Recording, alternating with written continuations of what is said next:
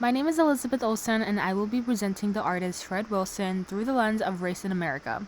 My lens focuses on how museums and institutions shape the way history is presented to the public. I chose this artist because I've always been intrigued by the past, but I believe history is often unseen or overlooked. What we learn in school are often just general ideas that don't grasp the entirety of the story. Wilson's work is especially relevant today because he helps us see the missing pieces of American history that usually stay hidden. He shows us what's been intentionally left out by displaying objects in a unique way to help people see the truth behind history. I personally connect with this lens through my interest in learning more about the deeper parts in history that are usually missed. I also connect to this lens because I believe it is important to question who gets included in history and who gets left out. Fred Wilson's ideas make people think more critically about museums and how race affects how history is displayed. In order to understand the issues of the present, I believe it is important to know the truth about history. I appreciate how his work brings hidden issues to light, exposes racial injustice, and gives a voice to people who are often left out of history's stories.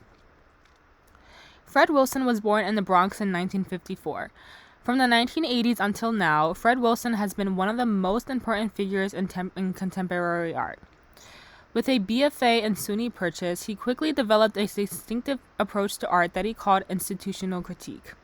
Fred Wilson has been critically recognized in numerous ways in the art world, including winning the MacArthur Genius Grant in 1999 and being selected to represent the United States at the Venus Biennial in 2003. One of his most important early works was Mining the Museum, which took place in 1992 at the Maryland Historical Society in Baltimore. Instead of making new artwork, Wilson rearranged artifacts that were already in the museum, things like slave shackles, repoussé silverware cups, and ewers. He had put silver pieces right next to the slave shackles inside glass display cases.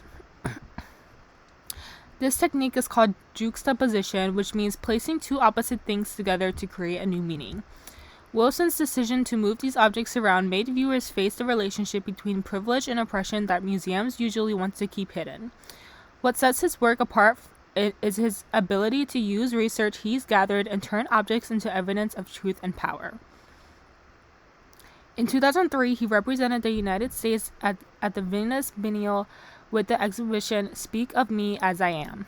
His title came from inspiration from Shakespeare's Othello, addressing identity and racial differences throughout history.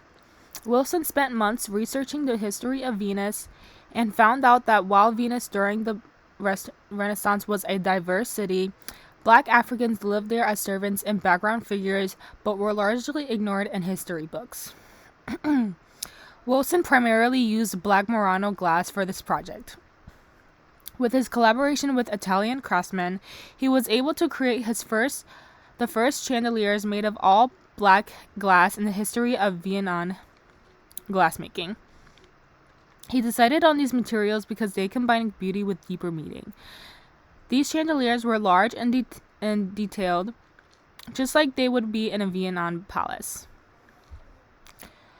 Wilson communicates his message through the material itself. The black glass symbolizes how African people in Vietnam history are overlooked, just like how the slave shackles in the Mining the Museum shows the hidden truth behind American wealth. The glass mesmerizes people with its beauty, while the black color challenges them. A chandelier in Venus usually symbolizes luxury and light, but instead of reflecting light, the black absorbs it, forcing people to pause and reflect. Wilson's 2026 research tells us that racial inequality continues to be shaped by the past.